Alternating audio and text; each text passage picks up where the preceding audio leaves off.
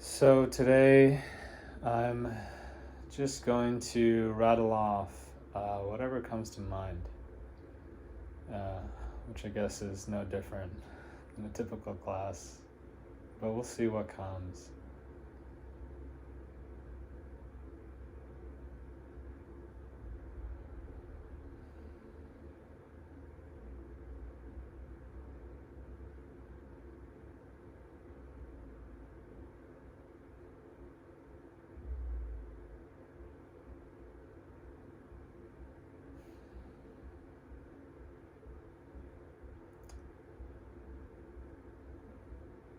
So, to start a core concept on this path, this spiritual journey, is the idea that we are building perceptions, we're building habits, we're building capacities, we're building qualities of the heart, we're building a foundation. We're cultivating, developing. This is one of the sort of flavors or tones to the practice that I find to be so supportive. And you may recall me using the word bhavana often. Bhavana is a Pali word, and it literally means cultivation, developing. And in the context of the Buddha's teachings, we're talking a lot about building internal qualities. So we do want to build external habits that are good and helpful, but the focus is on the heart, the citta. It's on how we feel. It's on how we choose to color perception. So an example of this is on this path we build something called metta, metta. So metta is a loving kindness, it's warmth, a friendliness, and acceptance.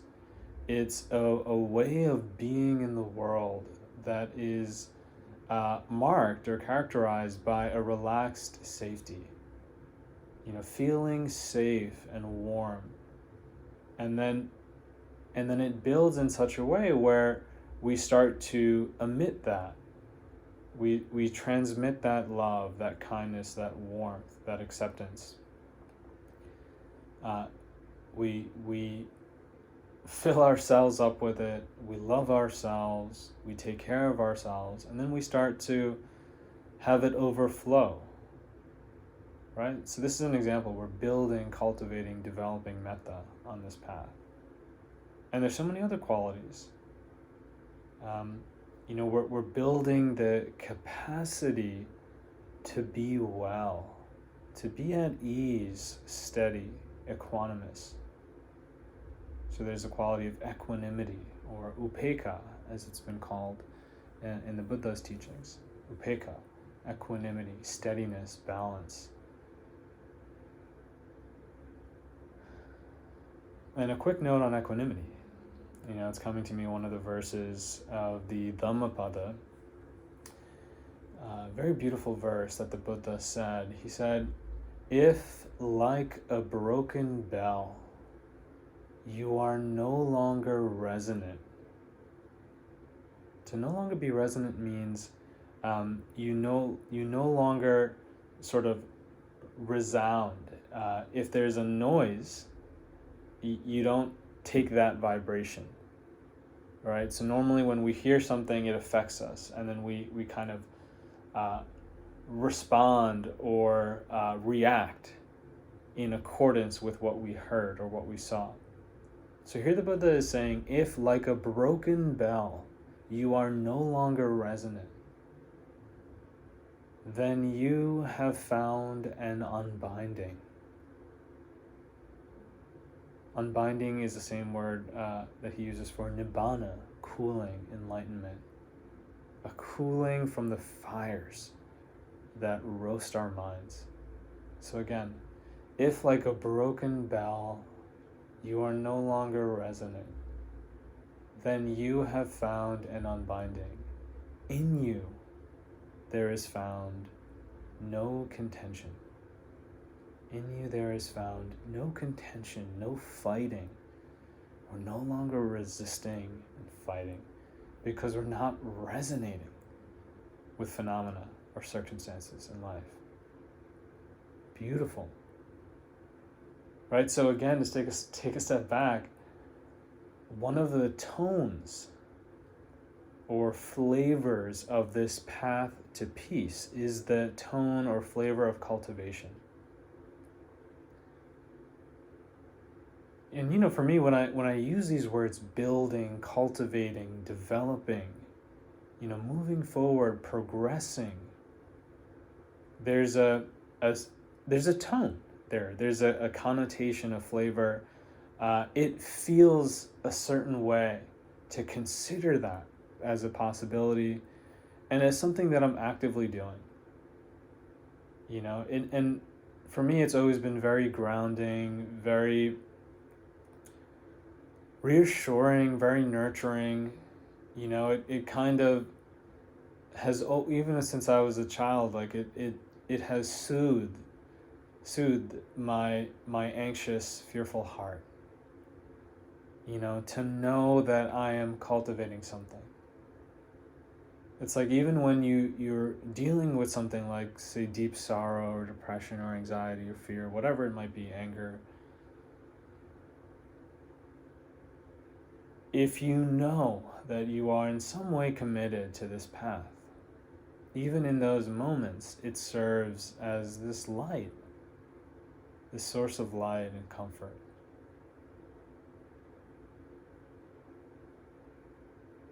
And really, it's up to any of you out there. You can take this up.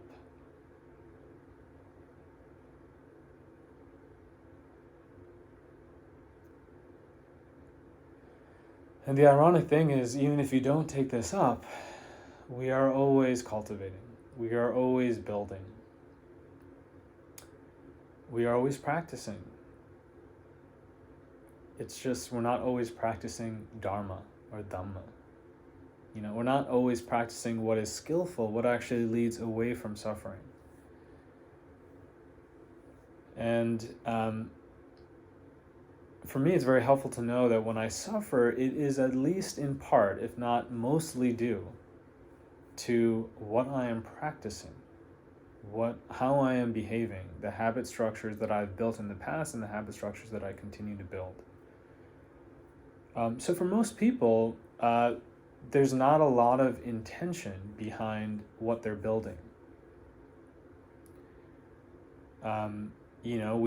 We're born with certain elements and certain inclinations, and then we go through life and we have certain traumas, and then we become this person, right? And that kind of solidifies.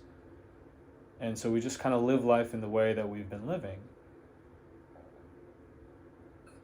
What we don't realize is that we are actually building and solidifying more, whatever it is that we're practicing. And, I often talk about this in the context of relationships. If you're living with someone and, every time you see a dirty mug or something out there, you're kind of internally grumbling.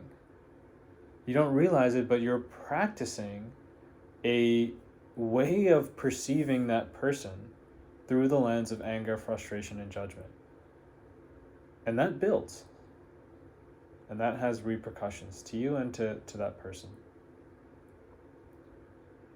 Right? So whatever you're practicing, you are becoming that. And what you will find if you start to bring intentionality into this, and you start to bring sources of wisdom like the Buddha's teachings, you will find that this stuff works.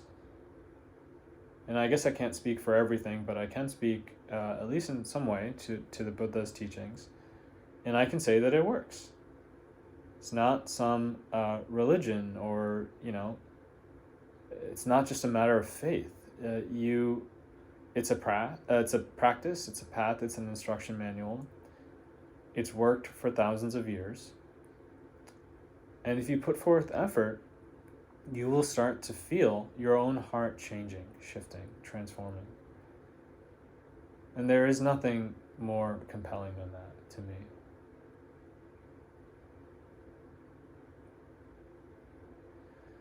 So, that first bit here was just about cultivation, bhavana. And, I think I'm going to go on for some time here. So if anyone needs to run, feel free. But I want to say a little bit more.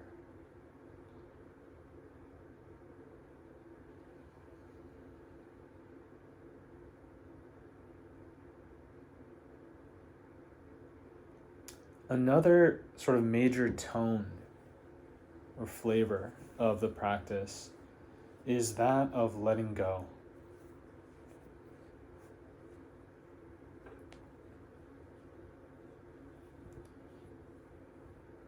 It's the letting go of heavy burdens. So part of this practice is actually learning what it feels like to put something down, something that you're holding on to in the mind. What's it like to put that down and feel the freedom, the weightlessness, the delight, the buoyancy of letting that thing go. And you keep doing it over and over again, and it takes years.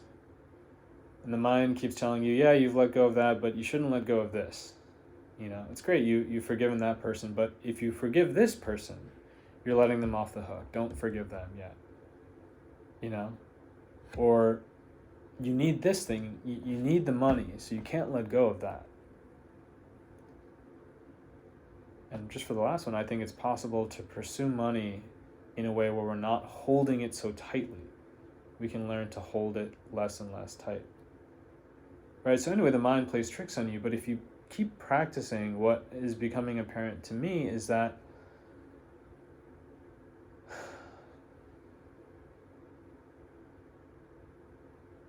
it's always worth letting go. It's never failed me. It's never made me worse off.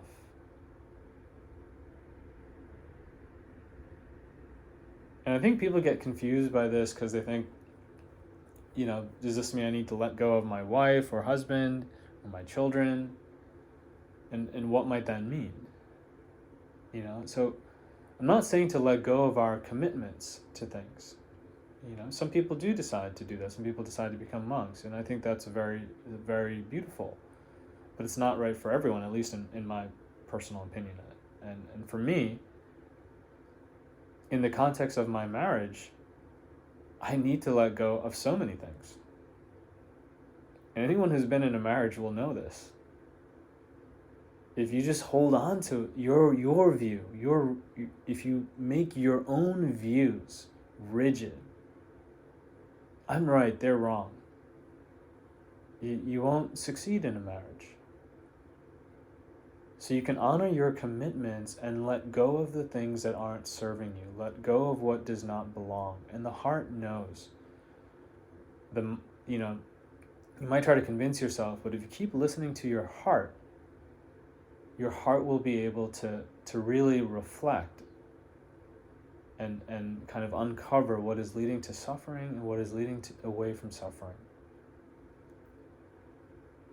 So letting go is a big part of this path, and I wanted to make that distinction because letting go kind of feels different tonally, or tastes different than cultivation. But kind of ironically, one of the things that we're cultivating is this capacity to let go.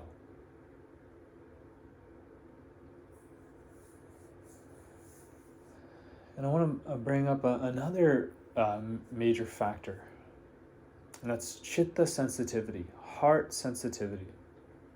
In this practice, we learn how to be more and more sensitive to our own hearts, to how we feel.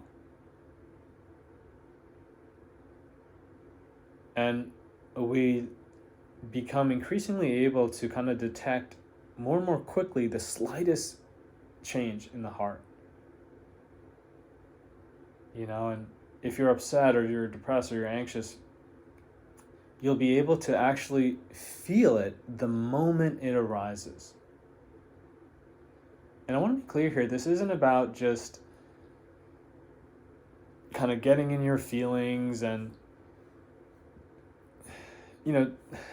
I feel that nowadays there's been so much that's said about feelings, which I think is largely a positive thing, but there's always drawbacks. So one of the drawbacks is nowadays some people feel like they can just talk about how they feel to whoever's listening, and how they feel entitles them to act in a certain way or say certain things.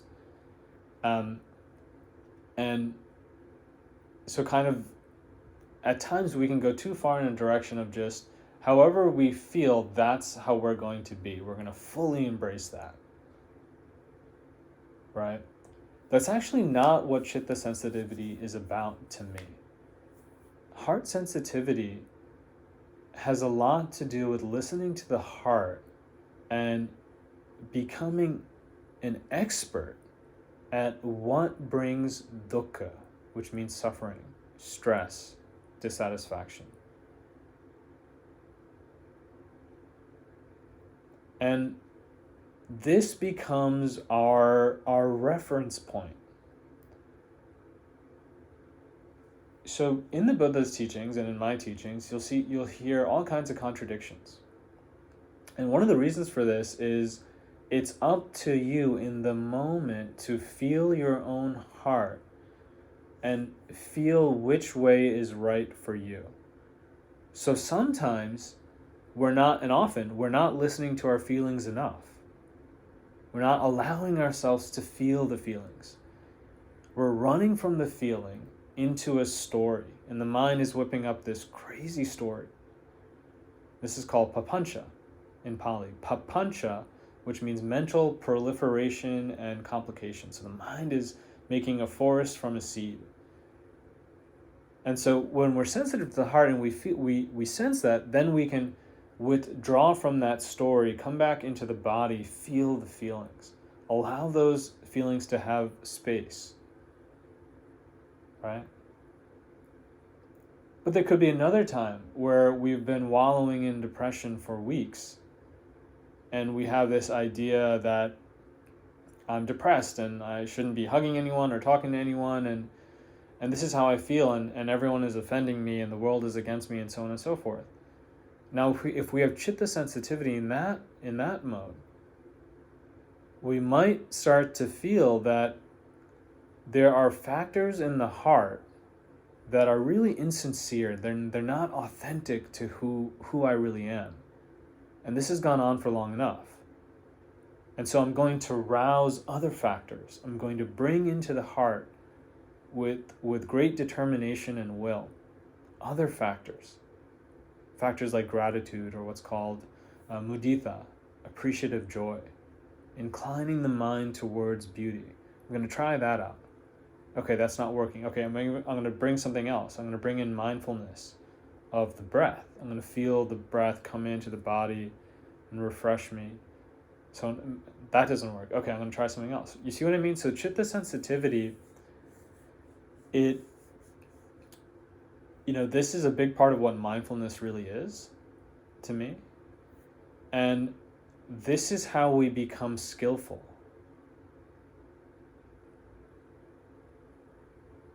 And this kind of leads me to the next thing, which is that no one can do this but you. Okay? Because you can have a very good teacher, or a very bad one, but let's say you have a very good teacher tell you something, a piece of Dharma, or maybe he quotes the Buddha or Jesus or some secular teacher or whoever. And there's this bit of wisdom that sounds amazing and maybe is really powerfully true in a lot of ways. But when you bring it into the heart, and in particular when you try and practice it, it's not doing it for you. It's not changing anything. It doesn't mean that teacher is wrong or the quote is wrong or whatever, but that's a signal that, okay, I need to change something up. maybe I'll put that on the shelf and I'll come back to it later. Maybe I'll let go of it altogether. Right? When you are sensitive to your own heart, that's when you can become effective on this path of sweetness. This is a path of sweetness, and we're trying to go towards an ultimate freedom from suffering, a radical freedom. And we want to live from that. We experience freedom from suffering, relatively speaking, at certain points, but we want to live from that place. So how are you going to get there? It's not from... it's not just going to be from an act of grace. There are those things that happen in life, breakthroughs and things come to you. But it's not just that. So much of the path is us figuring it out in a way, not from a thinking way, but from a way of skillfulness, of being attuned to the heart, trying different things out. And again, so this next principle that I'm bringing up here is that you need to do this yourself. There's no teacher who can do this for you. And, I had a friend send me a beautiful message today about how she's been reading from Ajahn Chah, who's this meditation master, and an arahant, an enlightened being from the Thai forest tradition, who lived some years ago.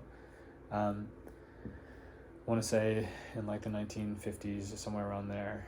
And anyway, she was saying that as she was reading his teachings, she started to feel sad that there's no teacher like that around for her to ask questions. And she asked me if I felt that way. One of my teachers is Rob Berbea, who passed away in 2020, and I actually never got to meet him or speak to him. It's just through recordings that I've learned his teachings. So she asked me, did you ever feel that way? And what's come up for me is I used to feel that way, and yeah, it would be amazing to be sitting in front of the Buddha and to be able to ask him a question, or have his guidance. But I actually don't think about things in that way at all anymore, because they can't do this for you. And the Buddha had said that Buddhas arise in the world, awakened ones arise in the world, but they can only point in a direction.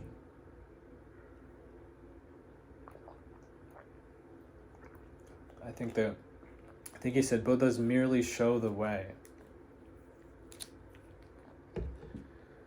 Now, showing the way is significant. It's a big thing. It's about the greatest gift you can receive. But you still have to walk the path on your own. And that's something I really, want those who listen to my teachings to really kind of build in themselves a great self-reliance. And I understand in the beginning it can seem really tough, and oftentimes we turn to the teachings in times of suffering, so we're feeling that suffering when we're turning to the teachings. So we don't feel resourced. We kind but the more you practice, you'll start to realize, even if you're listening to a teacher or you're doing a session with a teacher, at the end of the day, it's really up to you. And the more you meditate, you should be able to gain malleability over the heart, over the mind. You want to look for this. If you're not getting it, then change something up. Look for this. Mastery over your heart.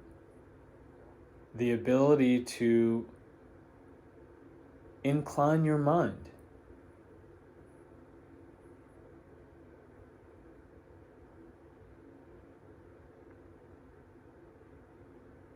So we gain sensitivity to the heart, and then we gain the ability to incline the mind in certain directions.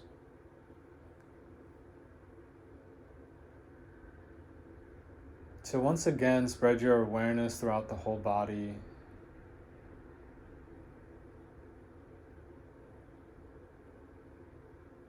Really feel what it's like to be here.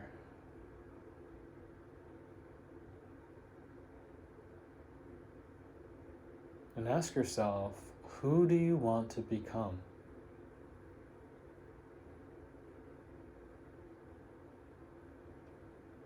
What direction do you want to incline your mind towards? How do you want to feel?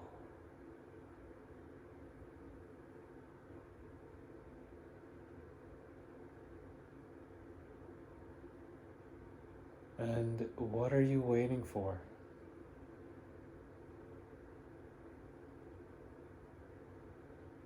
What are you waiting for to change? Who are you waiting for to come along and do it for you? You don't need anyone or anything.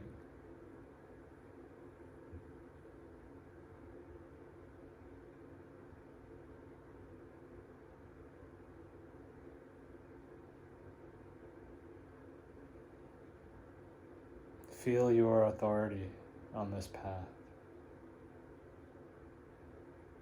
You can do this, always.